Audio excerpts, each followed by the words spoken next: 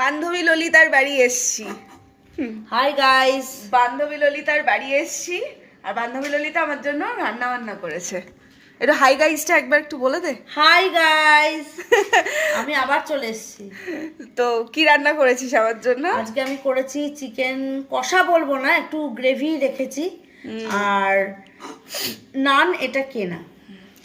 এই যে নান, আর তার সঙ্গে এই যে এত সুন্দর চিকেন কষা, উফ তেলটা যা বেরিয়েছে না, আউটস্ট্যান্ডিং আউটস্ট্যান্ডিং। মানে আমি যখন ওদের বাড়ি এলাম, আসার সঙ্গে সঙ্গেই মোটামুটি গন্ধ যা বেরোচ্ছিল রান্নাঘর থেকে, মাশাআল্লাহ।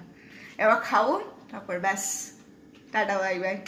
খেয়ে রিয়াকশনটাও দিবি কেমন হয়েছে। অবশ্যই দেবো, অবশ্যই রিয়াকশন দেবো। আমার রিভিউ চাই যে কেমন হয়েছে। একদম একদম। তাহলে একটা ক্যাটারিং সার্ভিস খোলা যেতে পারে। তাহলে পার্টনারশিপে তাহলে একদম একদম একদম একদম, তাহলে পার্টনারশিপে খাওয়া শুরু করলাম।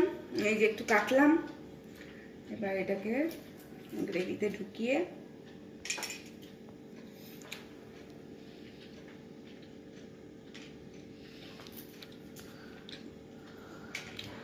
এটা দুর্দান্ত হয়েছে, দুর্দান্ত হয়েছে। তাহলে ক্যাটারিং সার্ভিসটা খোলা যেতে পারে। একদম একদম একদম। তাহলে পার্টনারশিপে শুরু করে দেওয়া যেতে পারে।